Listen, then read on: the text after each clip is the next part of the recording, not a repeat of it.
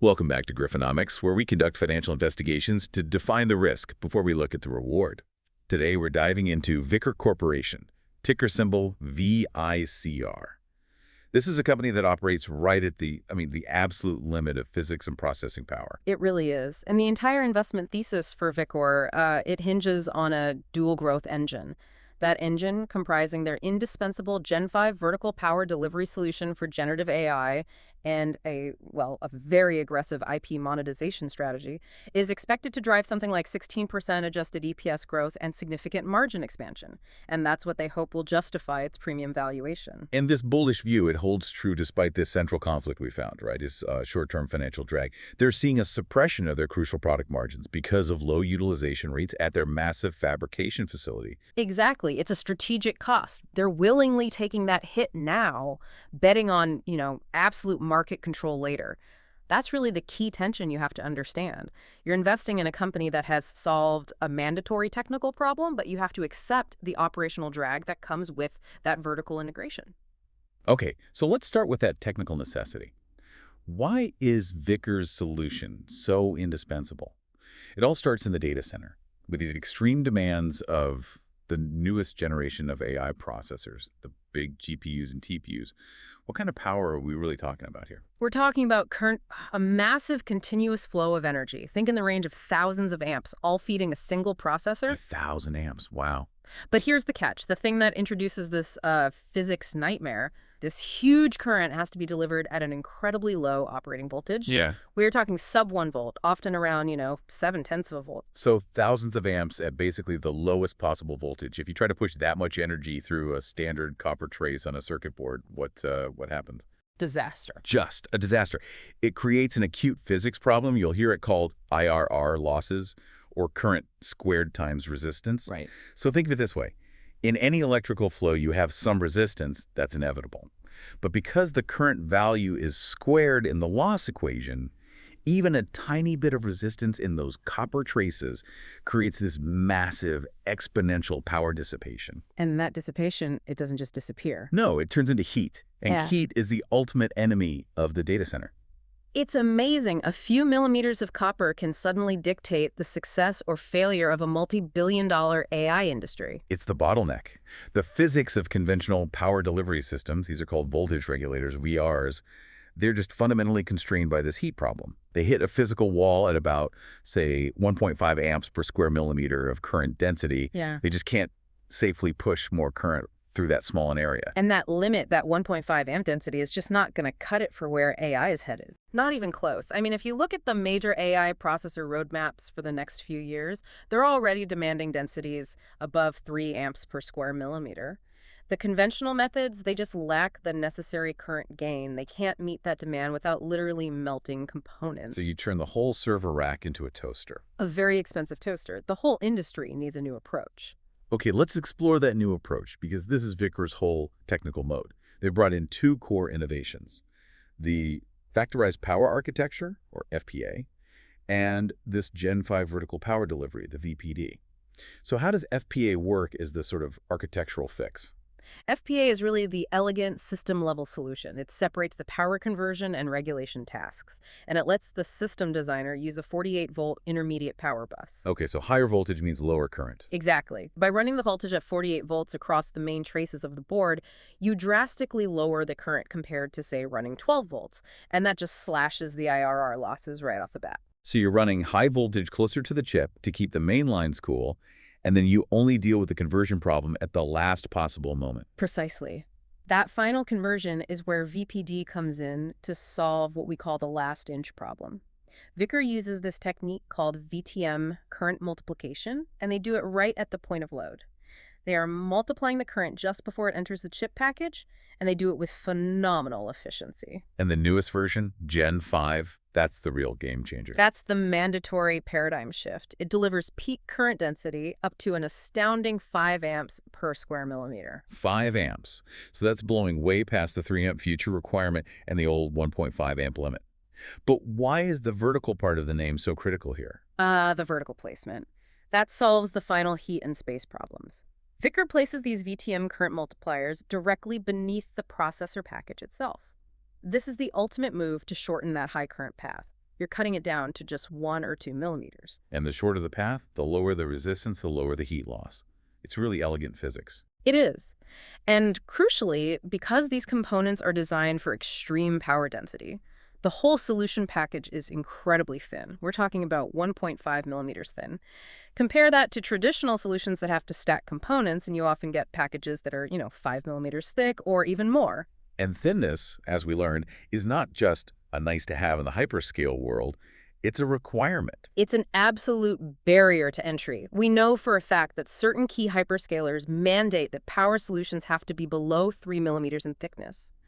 It's for cooling and mechanical integration. So Vicor's Gen 5 VPD at 1.5 millimeters is the only solution out there right now that can meet that requirement. So analysts are right to call it indispensable. If you want to run the next generation of AI chips, you need this, or something very much like it. You do. There's no way around the physics. Okay, so if the physics problem is solved, that leads us to the financial armor they've built around that solution, the high-margin IP monetization strategy. It's one thing to have the best tech. It's another thing entirely to use the legal system to force people to pay for it. And they have weaponized their intellectual property with remarkable efficiency.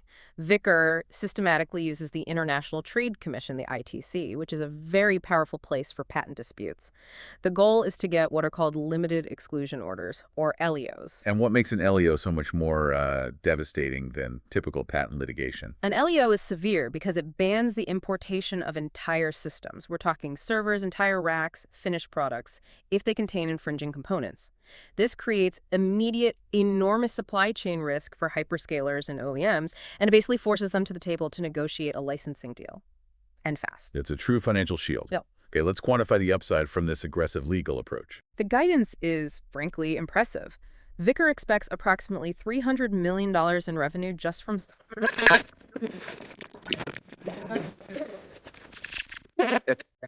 And how much of that is actually flowing in right now? Well, we've already seen substantial traction. The licensing run rate hit nearly $90 million per year in the third quarter of 2025 alone. And you have to remember, this is incredibly high margin revenue. It's often over 90% gross margin. There are almost no costs of goods sold. So that $90 million run rate is pretty much pure profit fueling the bottom line. It's huge. Yeah. But tell us what patents are generating that revenue now and what's still waiting in the wings. That's the key. The current revenue stream comes only from their older NBM bus converter patents. That was from their first ITC action, LEO1. So the powerful implication here is that this revenue does not yet include any royalties from the far more valuable cutting-edge Gen 5 VPD patents we were just talking about. So the licensing business could explode once they start asserting those newer patents? Yeah. What kind of growth is management forecasting for this segment? They're guiding for an aggressive 50% annual growth in licensing income, and management has said they have a clear line of sight to doubling the entire licensing business in the next few years. It's a very compelling financial engine. Yeah. Now, before we get to the verdict, we have to quickly touch on the secondary growth engine that uses the same tech. Automotive. How is this AI-focused solution crossing over into electric vehicles? The primary driver in automotive is less about heat in a server and more about saving weight and improving range. The industry is rapidly adopting what they call 48V zonal architectures in next-gen EVs, and it's mainly to save hundreds of pounds of thick copper wiring. Removing that weight directly helps EV range. Makes perfect sense. The architecture that kills IR losses is also essential for cutting down on mass. Exactly. Vicor supports this shift by providing these high-efficiency, inherently bidirectional BCM bus converters. A specific one is the BCM6135 module. They have to handle conversion from these extremely high-voltage 800-volt battery packs down to the vehicle's 48-volt bus, and they do it at a peak 98% efficiency. And that bidirectionality, that's important for more than just charging, isn't it? Oh, it's crucial for sophisticated energy management. It enables things like highly efficient regenerative braking, where energy from the wheels goes back into the battery.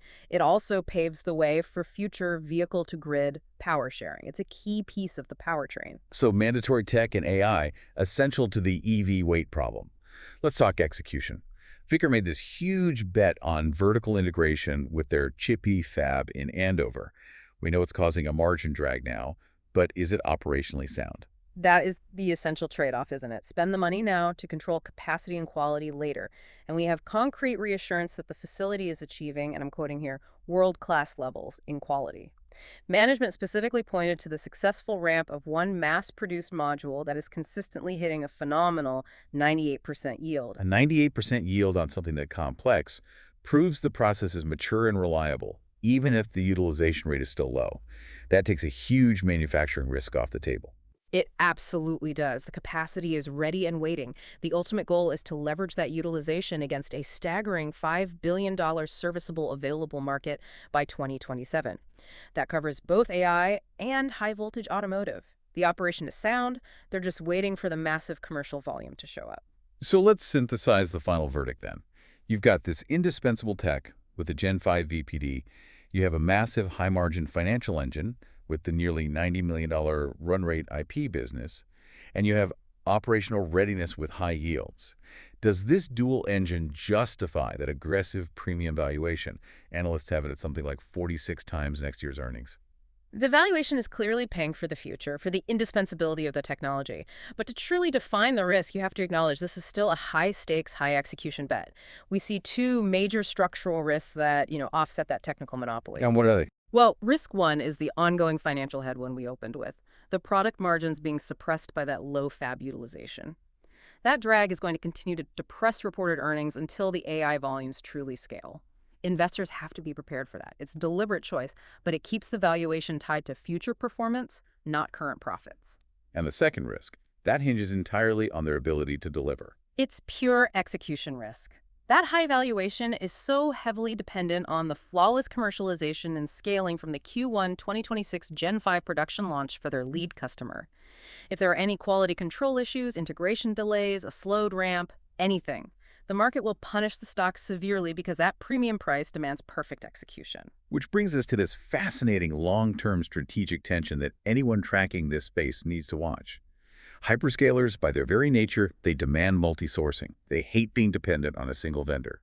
Yet, VICR currently claims, and the data on density and thickness suggest they're right, a technological monopoly with Gen 5 VPD. And that is the defining conflict for the next 5 years. How will VICR navigate that tension?